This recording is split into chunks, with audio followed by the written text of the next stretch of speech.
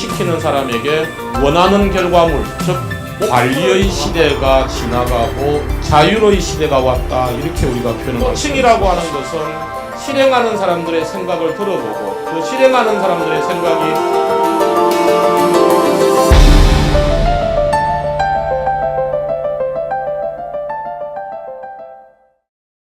사실은 주 52시간 시대라고 하는 것을 조금 크게 보자면 이제 관리의 시대가 지나가고 자유의 시대가 왔다, 이렇게 우리가 표현을 할 수가 있을 것 같습니다.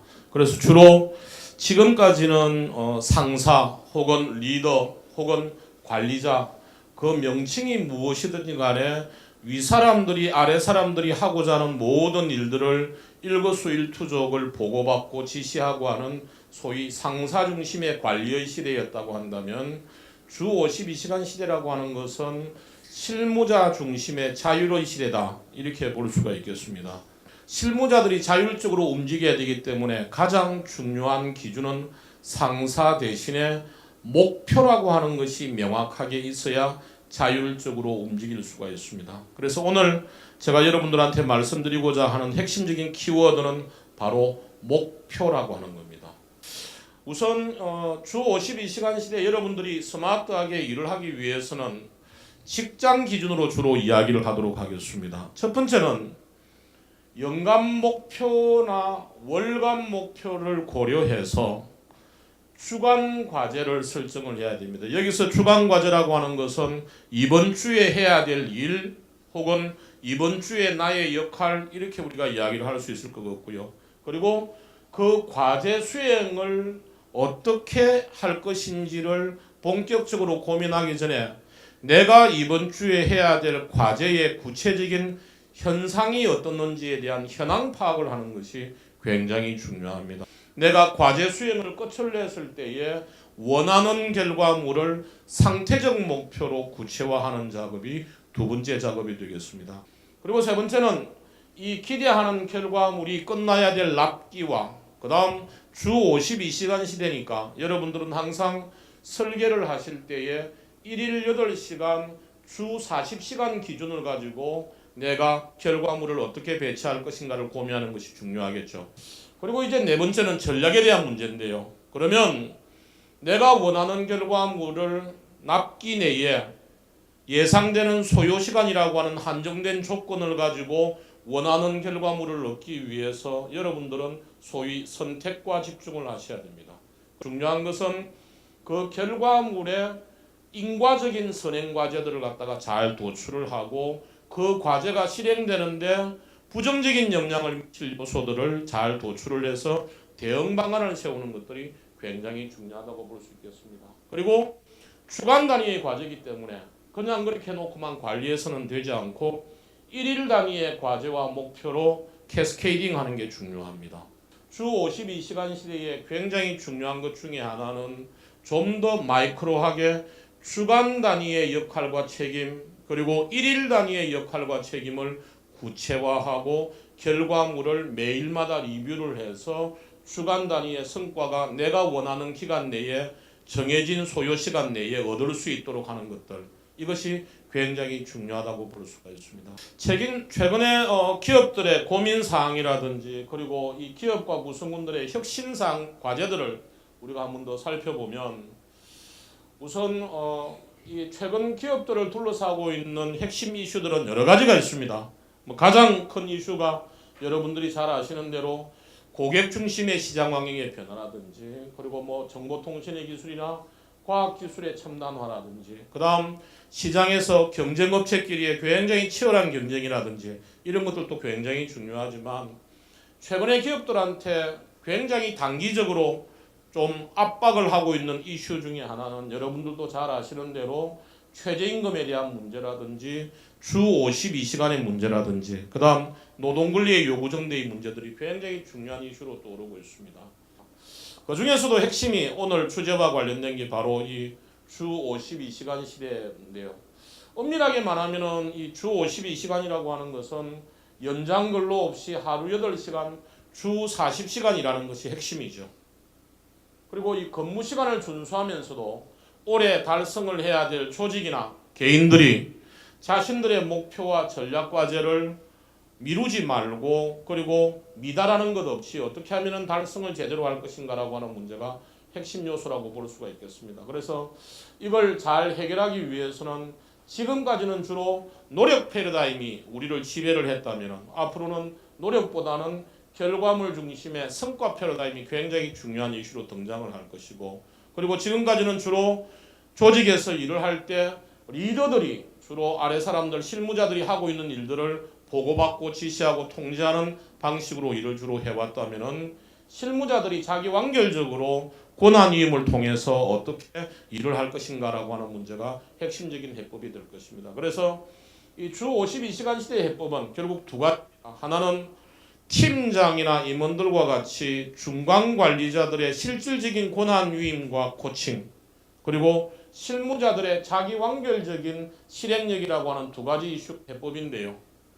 권한위임이 되기 위해서는 가장 중요한 전제 조건이 두 가지입니다. 하나는 일을 시키는 사람과 일을 실행하는 사람 사이에 그 일이 끝이 났을 때 결과물의 기준이 무엇이 되어야 될 것인가에 대한 목표가 합의가 되어야 되고, 두 번째는 실행하기 전에 그 목표를 실행하기 위한 실무자들의 실행 방법이 사전에 아이디어가 제거가 되고 그 아이디어가 일을 시키는 사람들과 공감대를 형성을 해야 비로소 권한위임이 제대로 될 수가 있습니다. 그 다음 두 번째가 실무자들이 실행 방법에 대해서 윗사람들이 사전에 코칭을 좀 해야 되는데, 대부분의 윗사람들은 자신의 경험과 지식을 바탕으로 해서 자꾸 아래 사람들이 하고자 하는 일들에 대해서 지시하려고 그러고 자기 기준대로 자꾸 강요를 하게 됩니다. 그것은 옳지 않죠. 그래서 코칭이라고 하는 것은 실행하는 사람들의 생각을 들어보고 그 실행하는 사람들의 생각이 정말 책임져야 될 결과물을 제대로 책임을 질 수 있는지에 대한 논리적 정합성을 검증하는 작업이지 한 수 가르쳐주는 것은 아닙니다. 이 티칭하지 않고 코칭하는 방법들을 어떻게 할 것인가에 대한 문제들은 굉장히 중요한 이슈라고 볼 수 있고, 또한 실무자들의 문제는 훨씬 심각합니다. 지금까지 우리 한국 기업이나 혹은 기관들의 조직에 있는 실무자들의 모습들은 거의 다 윗사람들이 떠먹여주는 대로 일을 갖다가 해왔었고, 물론 불평불만도 있고 권한위임도 해주지 않는다는 이야기도 많이 하고 있지만 사실은 실무자들은 윗사람이 해주는 대로 편안하게 길들여져 온 것들이 사실입니다. 문제는 실무자들이 자기 업무에 대한 기획력이라든지 계획력이라든지 그리고 자율적으로 실행할 수 있는 실행력들이 굉장히 부족하다는 이야기입니다. 근데 잘 아시다시피 성과를 잘 창출하려고 그러면 두 가지가 굉장히 핵심적인 요소입니다. 첫째, 자기가 하고자 하는 일에 대한 목표를 어떻게 하면 상태적 목표로 구체화할 수 있느냐. 두 번째는 그 상태적 목표를 달성하기 위한 전략을 구체적으로 어떻게 수립할 수 있느냐. 이 두 가지 문제가 키입니다. 그래서 이걸 조금 더 조직 중심으로 도식화를 해보자면 어떤 조직이나 기관이든지 간에 연간 단위의 성과 목표를 달성해야 되는 것은 주어진 기정사실입니다. 개인들도 마찬가지겠죠. 그리고 이 목표가 달성이 되기 위해서는 분기별로 본부나 팀의 성과 목표가 달성이 되어야 되는 것이 전제 조건이고, 이 분기별 본부나 팀의 성과 목표가 달성이 되기 위해서는 월간 단위의 목표와 주간 단위의 목표가 전제가 되지 않으면 결코 분기 단위의 목표가 달성이 될 수가 없는 것이죠. 그래서 대개 조직에서는 연간 단위의 목표나 분기 단위의 목표들은 나름대로 관리를 잘하고 있지만 실제 현상을 갖다가 보게 되면은 월간 단위나 주간 단위는 주로 업무 관리를 하고 있는 것이 주어진 현실이라고 볼 수가 있습니다. 그래서 이 월간 단위나 주간 단위를 어떻게 하면은 과제와 목표 중심으로 제대로 관리할 것인가의 문제들이 굉장히 우리한테 주어진 이슈 사항이라고 볼 수가 있습니다. 조직에서 구성원들의 자율성을 해치는 요소들은 여러 가지가 있을 겁니다만 가장 크게 구성원들의 자율성에 영향을 많이 미치는 것은 바로 리더들의 역할입니다. 그리고 두 번째가 여러분들도 잘 아시겠지만은 지금 많은 조직에서 사용하고 있는 상대평가 메커니즘, 즉 일을 하고 나서 평가자의 주관적인 판단 기준에 의해서 평가를 받는 상대평가 메커니즘이 또한 자율성을 해치는 굉장히 중요한 요소들이고, 또한 장기적으로는 우리가 지금 교육을 받고 있는 요소들도 대단히 구성원들의 자율성을 갖다가 해치는 요소 중에 굉장히 큰 요소라고 볼 수가 있습니다. 두 번째는 시간 낭비의 요소입니다. 시간 낭비를 부추기는 요소들이 여러 가지가 있을 겁니다만 그 중에서도 이 회의하는 방식이나 또한 결제하는 방식 그리고 조직 내 소통하는 방식들이 굉장히 중요한 문제인데 그리고 마지막으로 이 자율성과 시간 낭비를 초래하는 제도적인 요소들은 크게 세 가지입니다. 하나는 사람을 관리하는 인사관리 방식하고 그리고 조직 관리 방식하고 그리고 업무를 관리하는 방식하고 크게 세 가지가 있을 수가 있는데 우선 이 팀장이나 임원 그 명칭이 무엇이든지 간에 리더들이 구성원들에게 일을 시켜서 원하는 성과를 창출하지 못하는 이유들을 살펴보면 리더들은 여러 가지 이야기들 갖다가 많이 하고 있지만 가장 큰 이유의 첫 번째가 리더들이 구성원들한테 일을 시킬 때 일이 끝나고 나서 원하는 결과물이 무엇인지에 대해서 사전에 합의하는 경우가 거의 없습니다.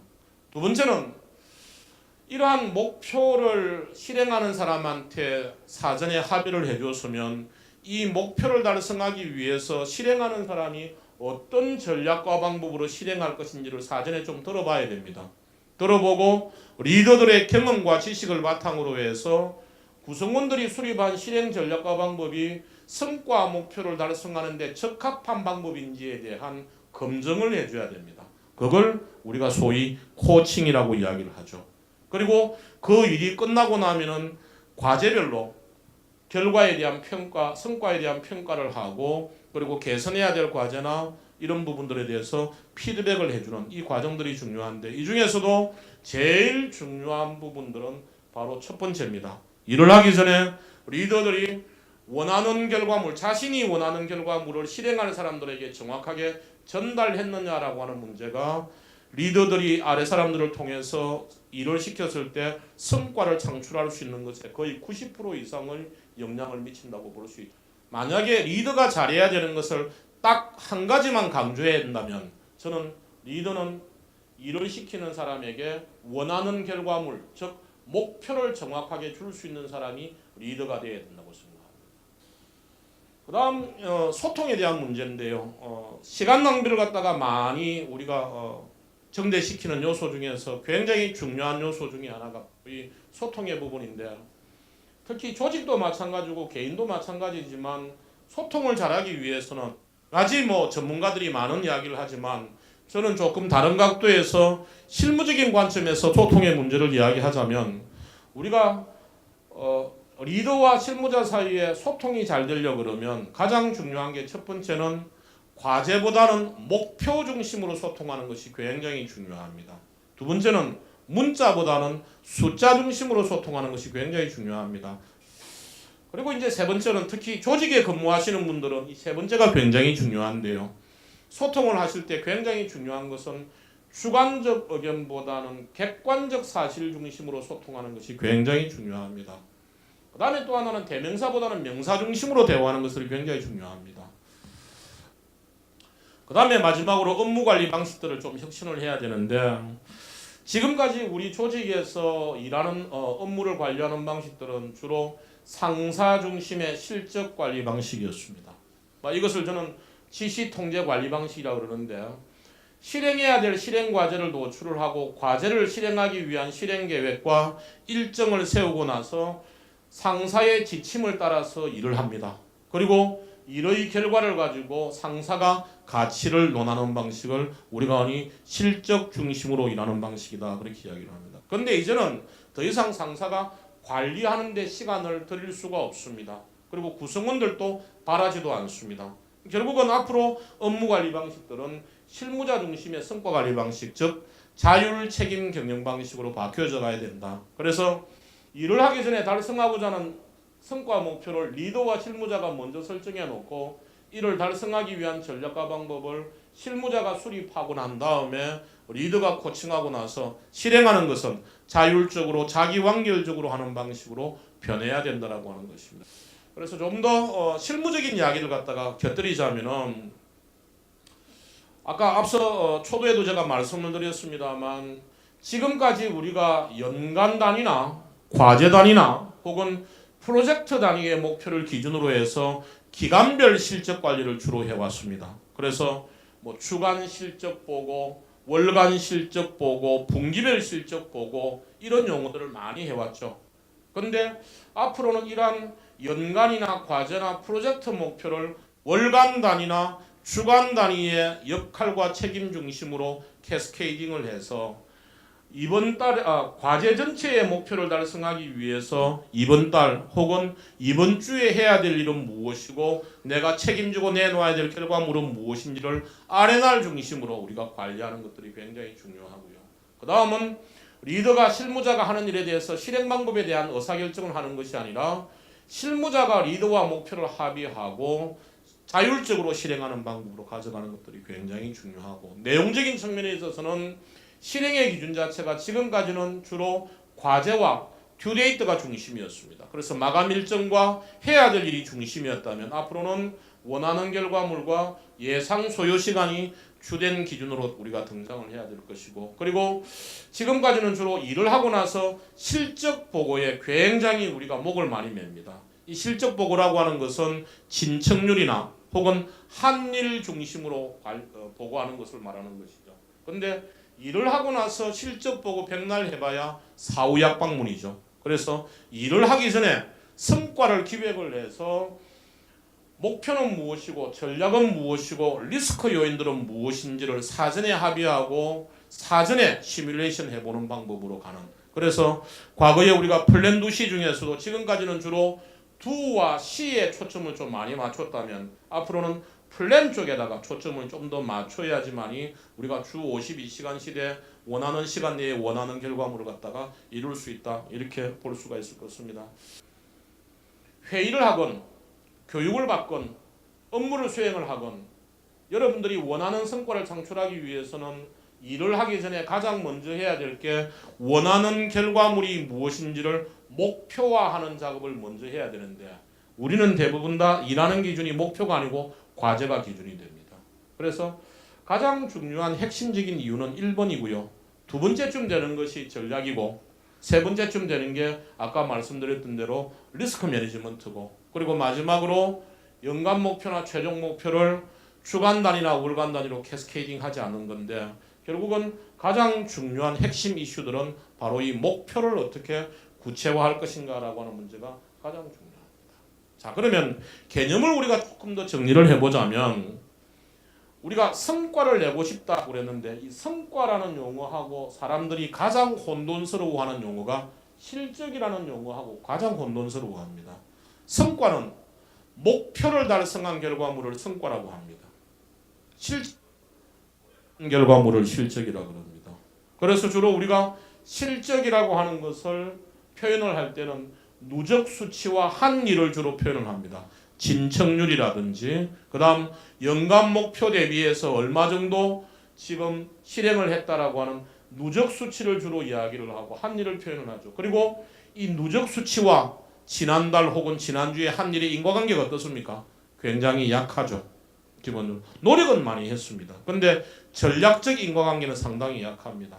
반면에 성과라고 하는 것은 목표를 달성한 결과물인데 항상 표현을 할 때는 목표 대비 성과나 혹은 달성률로 표현을 하죠. 그리고 이 목표와 실행 전략 간의 인과관계가 굉장히 높습니다. 그래서 우리가 한 개인에게 성과 책임을 묻고 싶다면 가장 중요한 첫 번째가 성과 목표를 사전에 합의를 하고, 두 번째 실행하는 방법에 대해서는 권한위임을 해줘야 됩니다. 자기가 수행하는 일에 대한 결과에 대한 성과 책임을 묻고 싶다면 가장 중요한 게 사전에 책임져야 될 결과물이 무엇인지를 합의를 하고, 두 번째는 실행 방법에 대한 선택 권한을 실행하는 사람한테 위임을 해줬을 때 결과에 대한 책임을 물을 수가 있습니다. 우리가 성과를 관리한다는 이야기는 다른 말로 하면은 업무 수행의 결과물의 품질 관리를 한다라고 하는 의미입니다. 그래서 약칭으로 보면은 성과 관리는 업무 품질 관리입니다. 그래서 제품에도 품질 관리가 필요하듯이 일에 있어서도 품질 관리가 필요한데, 일의 결과물에 대한 품질을 관리하기 위해서는 일을 하기 전에 반드시 일의 결과물에 대한 품질 기준을 세우고 일을 시작해야 됩니다. 맞습니까? 그 품질 기준을 우리가 목표라고 이야기를 합니다. 이 성과 기준을 잘 작성하려고 그러면 여러분들한테는 뭘 갖다가 필요하냐? 결국은 여러분들은 이 능력과 역량을 구체화를 해야 되는데, 대개 능력이라고 하는 것은 업무를 수행하기 위해서 알고 있어야 될 지식과 스킬이나 경험의 합을 우리가 능력이라고 그럽니다. 이걸 우리가 노하우라고 그러죠. 근데 역량이라고 하는 것은 조금 다른 이야기입니다. 역량이라고 하는 것은 아까도 말씀을 드렸지만, 능력이라고 하는 것은 일을 잘하기 위해서 갖추고 있어야 될 요소라고 한다면, 역량이라고 하는 것은 성과를 창출하기 위해서 갖추고 있어야 될 실행력을 우리가 역량이라고 할 수가 있죠. 그럼 결국은 성과를 잘 내기 위해서는 핵심 키워드가 목표입니다. 그렇죠? 이 목표를 잘 설정하는 것이 필요한데, 목표에 대한 정의는 과제 수행을 끝낸 후에 원하는 결과물의 기준을 객관적으로 표현해 놓은 것을 우리가 목표라고 하는데, 이 목표에는 항상 세 가지가 포함이 되어 있어야 됩니다. 즉, 결과 품질에 대한 기준과 투입 원가에 대한 기준과 소요 시간에 대한 기준들이 포함이 되어 있어야 됩니다. 저희 집에서 수행하고 있는 평가표도 객관화할 수 있습니다. 이게 저희 아들내미가 고등학교 2학년 때 평가를 받던, 여러분들로 치면은 역량평가 지표쯤 됩니다. 보시면 알겠지만 수치화되어 있죠. 그렇죠? 예, 객관화할 수 있습니다. 예. 그리고 이게 딸내미 평가표고, 여기 와이프 평가표입니다. 그리고 제가 집안을 여러 가지 기준을 정하면서 한 가지 깨달은 것 중에 하나가, 동일한 템플릿을 가지고 오랫동안 쓰면은 고정관념에 빠진다라고 하는 겁니다. 그래서 주기적으로 기준을 바꾸는 것이 굉장히 중요합니다. 그래서 2008년도에는 저희 집안에 팀제가 도입이 되었고, 개인 평가에서 집단 평가로 바꿨습니다. 그래서 가족 구성원들이라면 누구든지 평가를 받아야 될 기준들을 또 바꿨고, 그리고 2011년도부터는 다시 바꿨습니다.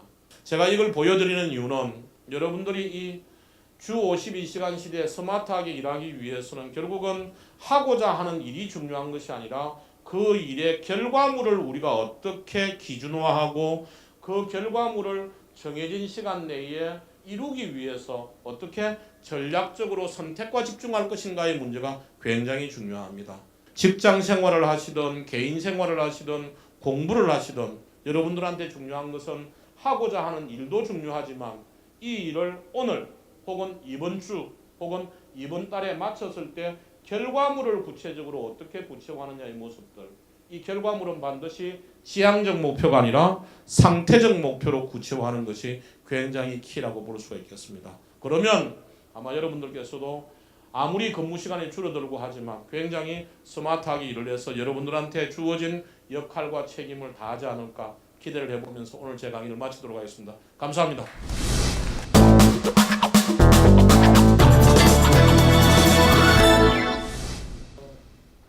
조직에서 우리가 자기한테 주어진 일이 많다라고 했을 때에 팀장이나 윗사람들하고 해결할 때 가장 중요한 것은 일이 많다를 가지고서 이야기를 하면 안 되고, 가장 중요한 것은 나한테 주어진 일이 무엇이고, 이 일이 완료가 되었을 때 결과물이 무엇이고, 소요되는 시간이 어느 정도 소요가 되어야 될 것 같은데, 내가 이번 주에 주어진 40시간 이내에는 이 일과 이 일 두 가지 일밖에는 못하겠다. 팀장이 보시기에 이 두 가지 일을 먼저 하면 좋겠습니까? 아니면 다른 일부터 해드릴까요? 하고 대안을 갖다가 주면은 참 좋은데, 대부분의 사람들은 일을 할 때 상황 설명을 자꾸 합니다. 그래서 여러분들께서 지금 질문 주신 분 말씀대로 굉장히 일이 많다, 동의합니다. 근데 이 일을 끝이 났을 때의 결과물과 예상되는 소요 시간이 어느 정도인지에 대한 기준을 좀 가지고 팀장과 이야기하는 것. 그래서 팀장도 만약에 이 일의 소요 시간을 80시간 정도를 들고 들어갔는데 수단과 방법을 가리지 말고 다 해 이번 주까지, 만약에 그렇다면 그 회사는 사표를 내는 게 제가 볼 땐 좋지 않을까, 저는 그런 생각이 좀 듭니다. 현재 내가 하고 있는 일의 객관적인 상황을 갖다가 정확하게 윗사람이 좀 알 수 있도록 좀 어필을 좀 하는 방법들을 우리가 가져가는 것이 필요하지 않을까, 이런 생각이 듭니다.